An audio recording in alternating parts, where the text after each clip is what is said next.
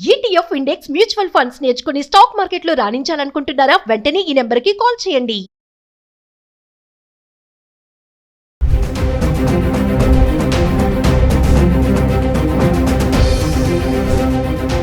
నమస్తే, welcome back to Suman TV. Present మనతో పాటు ఉన్నారు అనలిస్ట్ మందర్ కృష్ణారెడ్డి గారు. నమస్తే సార్. నమస్తే అమ్మా. సార్, బంగారం వెండి ధరల గురించి మనం రెగ్యులర్ గా చేస్తున్నాం వీడియోస్. అంటే రేట్స్ ఒకరోజు తగ్గుతున్నాయి, ఒకరోజు పెరుగుతున్నాయి. మరి 2026 కి ఇది కంటిన్యూ అవుతుందా, లేదంటే 2026 లో మళ్ళీ ధర మనకి పెరిగే ఛాన్స్ ఏమైనా ఉన్నాయా? అంటే వెండి చూసుకుంటే మరి మళ్ళీ 2 లక్షలు టచ్ చేసేటట్టే ఉంది ప్రైస్. ఒకసారి వివరాల్లోకి వెళ్తే బంగారం గురించి వెండి గురించి రేట్లు నిక్కచ్చిగా ఒక సంవత్సరం తర్వాత ఇంత ఉంటుందని ఎవ్వరు కూడా ఖచ్చితంగా చెప్పలేం. ఎందుకంటే పరిస్థితుల మార్పులు మనం ఎప్పుడు ఆలోచిస్తున్నాం. డాలర్ రేటు మీద ఆధారపడి ఉంటుంది, అలాగే స్టాక్ ఎక్స్చేంజ్ మీద ఆధారపడి ఉంటుంది, అలాగే రియల్ ఎస్టేట్ మీద ఆధారపడి ఉంటుంది, అలాగే గవర్నమెంట్స్ తీసుకునేటువంటి నిర్ణయాలు ట్యాక్సెస్ మీద కూడా ఆధారపడి ఉంటుంది, యుద్ధాల మీద ఆధారపడి ఉంటుంది, ఇట్లా రకరకాల వాటికి ఆధారపడి ఉంటుంది. లోకల్ ట్యాక్సెస్ కూడా ఒక్కోసారి యాడ్ అవడం వల్ల కూడా కొన్నిసార్లు ప్రాబ్లం ఉంటుంది. చైనా లోపల ఒక ట్యాక్స్ ప్రత్యేకంగా ఉన్నదాన్ని ఈ మధ్య తొలగించారు. గతంలో ట్యాక్స్ ఉండేది అక్కడ. అలాగా రకరకాల ట్యాక్సెస్ వల్ల కూడా పెరిగే అవకాశాలు మనకు కనబడతాయి, తగ్గే అవకాశాలు కనబడుతుంటాయి. ఇప్పుడున్న ప్రాజెక్ట్ చూసుకుంటే మనం ఎట్లా పడుతుందో చూస్తున్నట్టయితే ఫ్లక్చువేషన్ నడుస్తుంది. కొంచెం పెరుగుతుంది, కొంచెం తగ్గుతుంది, కొంచెం పెరుగుతుంది, తగ్గుతుంది. 1,20,000 నుంచి మొదలు పెడితే 1,30,000 దాకా వెళ్ళి మళ్ళీ క్రమంలో వెనక్కి వచ్చేసి మెల్లగా తగ్గడం పెరగడం ఇక్కడిక్కడే జరుగుతూ ఉంది. ఇది మరి 2000 మనకు ఇప్పుడు ఈ డిసెంబర్ ఆఖరిలాగా ఉన్నాం మనం. జనవరి లోపల కొంతమంది చెప్పడం ఏంటంటే పెరిగే అవకాశాలు చాలా ఉన్నాయి బంగారం అని కొంతమంది చెప్తున్నారు. కొంతమంది అంచనాలు వేస్తున్నది ఏంటంటే పెరిగే అవకాశం ఏమాత్రం లేదు, ఖచ్చితంగా తగ్గి తీరుతుంది అనేది కొంతమంది యొక్క వాదన. ఎవరి వాదనలైనా ఒక మేరకు మాత్రమే పనిచేస్తాయి తప్ప 100% వీళ్ళు చెప్పింది కరెక్ట్ అని చెప్పడానికి అవకాశం లేదు. ఎందుకంటే ఎప్పుడు ఏ మార్పులు వస్తాయో ప్రపంచంలో ఎవరేం చెప్పగలుగుతారు? సడన్ గా మార్పులు రావడం అనేది చాలా సులభం. యుద్ధం ఒక రోజులో వచ్చేస్తుంది. సడన్ గా అనుకుంటే టక్కున యుద్ధం స్టార్ట్ అయిపోతుంది. మరి ఆ యుద్ధం ఎందుకు మొదలైంది? నేను చెప్పినట్టు కాలేజీ అనడానికి అవకాశం లేదు. యుద్ధాలు మొదలైతే ఆటోమేటిక్ గా తేడా వచ్చేస్తాయి. కాబట్టి రకరకాల కార్యక్రమాలు. అయితే వెండికి మాత్రం బాగా ఎక్కువ పెరిగే అవకాశాలు బాగా ఉన్నాయి. ఇది మనం మొదటిసారి చెప్తున్నాం.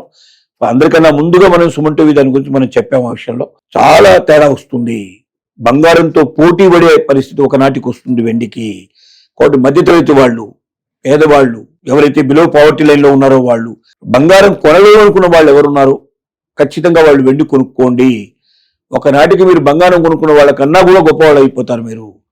కారణం ఏంటంటే బంగారం రేటు కన్నా వడ్డీ రేటు పెరగడానికి కారణం ఏమిటి?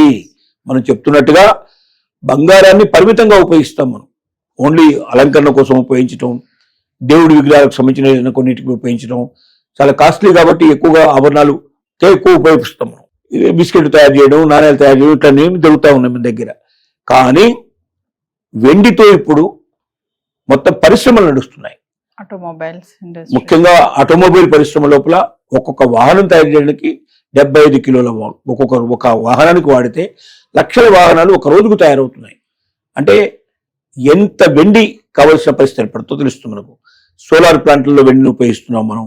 దాంతో పాటుగా కొన్ని మెడికల్ ఎక్విప్మెంట్ లోపల ఉపయోగిస్తున్నాం. ఇలా రకరకాల వాటిలో ఉపయోగించడం వల్ల చాలా దానికి వాల్యూ పెరిగింది. కాబట్టి వెండి రేటు ఇప్పుడు దాదాపుగా 1,90,000 నుంచి 2 లక్షల దాకా టచ్ అవుతుంది. ఇది డెఫినెట్ గా పెరుగుతుంది.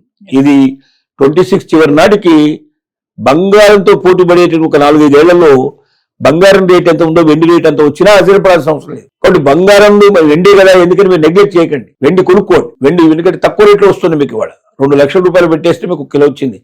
ఇదే కిలో ఒక రోజున బంగారం రేటుతో సమానం అయిపోతే మీకు లక్షల రూపాయలు మీ చేతిలో ఉంటాయి. లక్షలు మీ చేతికి వచ్చే అవకాశాలు ఉంటాయి. అయితే దీర్ఘకాలంలో వచ్చే అవకాశం ఉంది, స్వల్పకాలంలో కూడా పెరుగుతూ వస్తుంది. మనం చూస్తున్నాం 1 ఇయర్లో ఎంత తేడా వచ్చిందో. 70,000 రూపాయలు ఎక్కడో ఉన్నటువంటి వెండి ఇవాళ 1,70,000, 1,90,000, 2 లక్షలకు వచ్చేసింది పరిస్థితి. సంవత్సరం లోపల మనకున్న తేడా దాదాపుగా జనవరి లోపల మనకు 70,000 లోపలే ఉంది వెండి. ఇవాళ మనకు 1,90,000 నుంచి 2 లక్షల మధ్య నడుస్తుంది. అంత డిఫరెన్స్ ఉంది. బంగారానికి వెండికి తేడా చాలా ఎక్కువ ఉంటుంది. కాబట్టి అంత తేడా ఉన్నప్పుడు కొనుక్కోవడం చాలా సులభం. కాబట్టి వెండి 1,00,000 కొనకండి, ఒకేసారి మీరు 1 కిలో కొనకండి. 50 గ్రాములు కొనండి, 100 గ్రాములు కొనుక్కోండి, 200 గ్రాములు కొనుక్కుంటే 1/4 కిలో కొనుక్కోండి. మీ దగ్గర డబ్బు ఉండేదాన్ని బట్టి. బంగారం కోసం పోటీ పడేదిగా బంగారాన్ని పెట్టే డబ్బులు పెట్టి వెండి కొనుక్కున్నట్టయితే మీకు ఆభరణాల కింద పెద్దగా ఉపయోగపడకపోవచ్చు. కానీ మీరు వెండిని అట్టే పెట్టుకుంటే ఒకనాటికి వెండి బంగారంలాగా అవుతుంది. వెండే బంగారంలాగా మారిపోతుంది. మీకు అంత విలువ వస్తుంది మీకు. అది మాత్రం ఖచ్చితంగా ప్రతి ఒక్కరు ప్రపంచంలో దీని గురించి చెప్తున్నారు, అంచనాలు వేస్తున్నారు. ఎందుకంటే ఉపయోగించడానికి ఎంతైతే బయట మనకు కావాల్సిందో, డిమాండ్ ఎంతైతే ఉందో అంత సప్లై లేదు.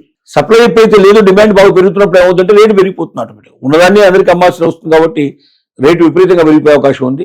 చూస్తుండగానే వెండి ఇలా పెరిగిపోతుంది ఏమిటి అని నోరు వెళ్ళబెట్టాల్సిన పరిస్థితి ఏర్పడుతుంది. కాబట్టి వెండి కొనుక్కున్న వాళ్ళు అదృష్టవంతులు. వెండిలో ఎంత ఇన్వెస్ట్ చేసినా తప్పు లేదు. వెండి పనికొచ్చే పదార్థం, బంగారం లాగా వెండి కూడా మనకు ఉపయోగపడేది.